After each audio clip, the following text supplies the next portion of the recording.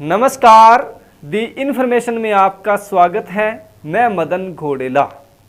समय हो गया है आपके पसंदीदा प्रोग्राम फाजिलका की बात 6 से 7 का। इस एपिसोड में कुछ समाचार आपकी नज़र कर रहा हूं। फाजिलका के क्षेत्रीय विधायक नरेंद्रपाल सिंह सवन्ना को हरियाणा के लोकल बॉडी चुनाव में स्टार प्रचारक के तहत नियुक्त किया गया है। आज वे सिरसा में थे तथा वहां पे मेयर पद का चुनाव लड़ रहे राजेश मलिक के लिए उन्होंने चुनाव प्रचार किया। इस दौरान नरेंद्रपाल सिंह सवन्ना ने पंजाब में पिछले 3 महीनों में आम आदमी पार्टी द्वारा किए गए कार्यों को गिनाया तथा बताया कि किस तरह से पंजाब में उन्होंने आम आदमी पार्टी ने ईमानदार प्रशासन देने की कोशिश की है। नरेंद्रपाल सिंह सवन्ना जहां हरियाणा में लोकल बॉडी चुनाव के लिए चुनाव प्रचार कर रहे थे, वहीं पे फाजिलका की पार्षद श्रीमती पूजा लूथरा आज संगरूर में लोकसभा के उपचुनाव के चुनाव में पार्टी के लिए चुनाव प्रचार कर रही थी। वे यहां पर संगरूर में लोकसभा उपचुनाव में पार्टी के प्रत्याशी गुरमेल सिंह के लिए चुनाव प्रचार करने पहुंची। इस दौरान उनकी टीम के बाकी सदस्य भी उनके साथ थे। इस दौरान उनकी मुलाकात कैबिनेट मंत्री जिम्पा जी से तथा तमाम तरह के अन्य उच्चाधिकारियों एवं विधायकों से भी हुई। पूजा लूथरा के बारे में आपको पता है कि वे फाजिलका की फायर ब्रांड लेडी बन चुके हैं तथा आम आदमी पार्टी की वरिष्ठ नेताओं में से एक हैं, गिनी जानी लगी हैं।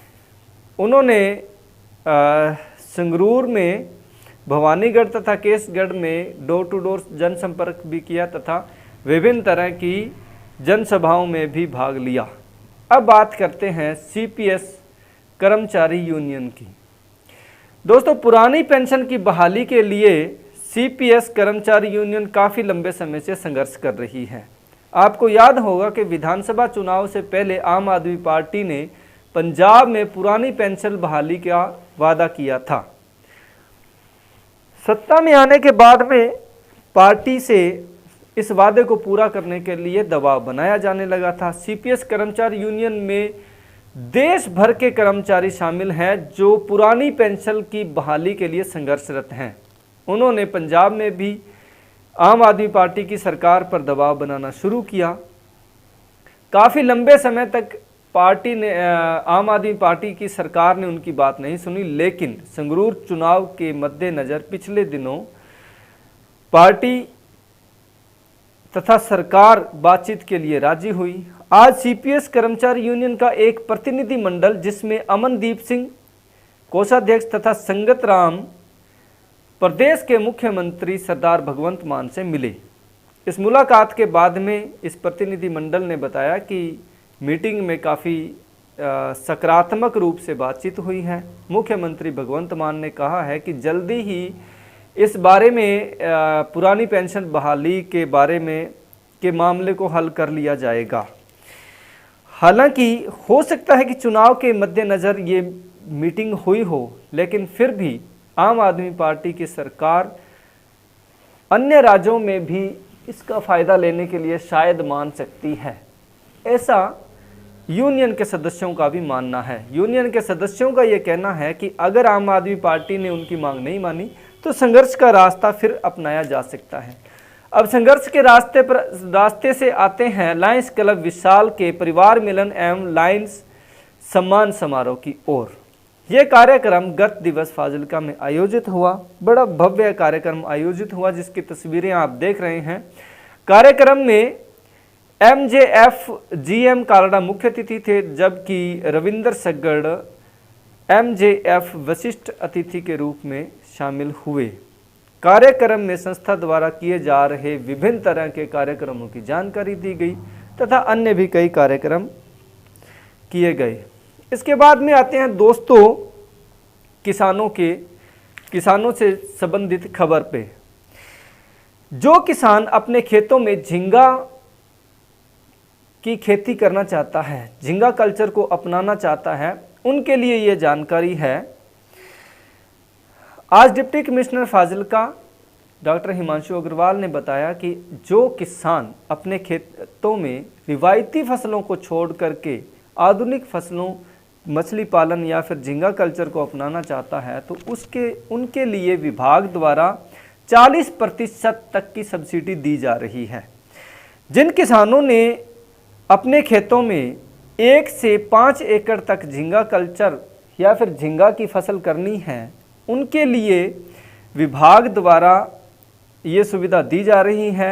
मान लीजिए कि 1 लाख रुपया इस पर खर्च आएगा तो विभाग द्वारा 40% की सब्सिडी दी जाएगी। ये नॉन रिटर्नेबल होती है, ये इसको वापस नहीं करना होता।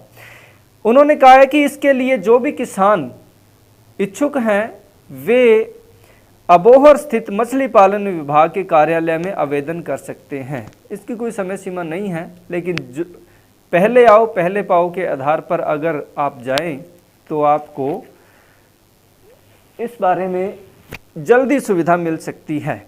अब हम आते हैं देश भर की आज की सबसे बड़ी खबर। सबसे बड़ी खबर पिछले 3 दिन से ये है कि कांग्रेस पार्टी के पूर्व अध्यक्ष तथा MP राहुल गांधी को इन्फोर्समेंट डायरेक्टर ने आज तीसरे दिन भी बुलाया और उनसे घंटों तक पूछताछ की। नेशनल हेराल्ड केस मामले में उनसे पिछले 3 दिन से लगातार पूछताछ की जा रही है। पहले यह माना जा रहा था कि 1 आधा दिन तक उनसे पूछताछ होगी, लेकिन आज तीसरे दिन भी उनसे पूछताछ हुई। सोनिया गांधी को 13 तारीख को इस मामले में इन्फोर्समेंट डायरेक्टर के सामने पेश होना है।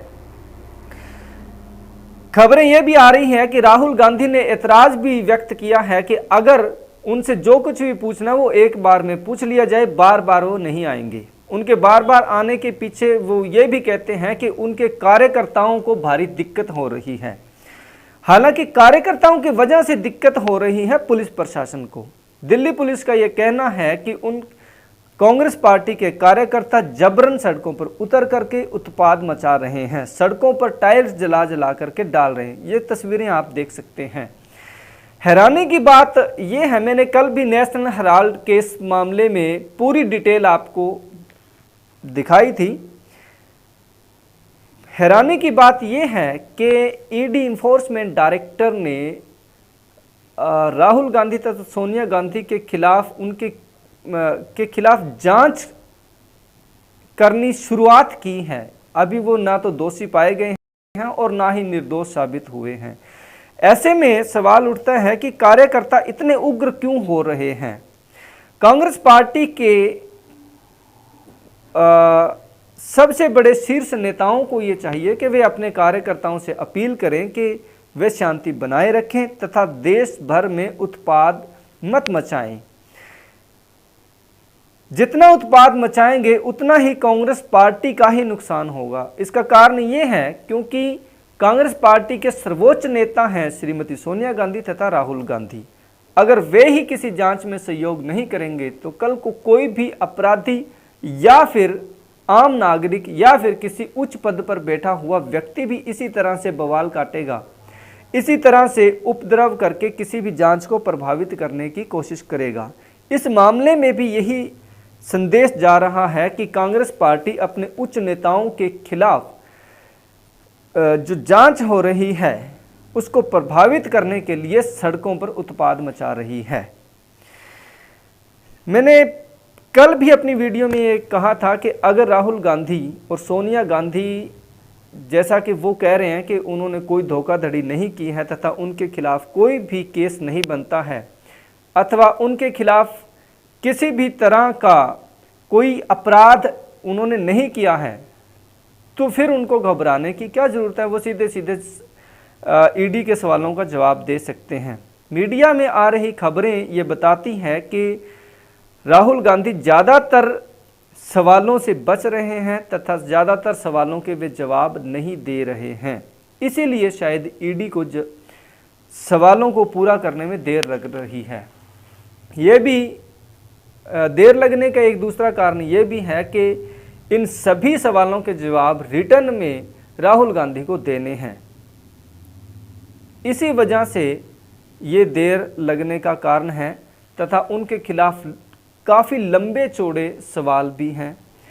तो हमारी भी ये अपील है कि कांग्रेस पार्टी इस जांच में सहयोग करे। इससे पहले भी बहुत से नेताओं के खिलाफ जांच हुई है तथा घंटों तक उन्हें ईडी के दफ्तरों में तथा दूसरी जांच एजेंसियों के दफ्तरों में बिठाया भी गया है।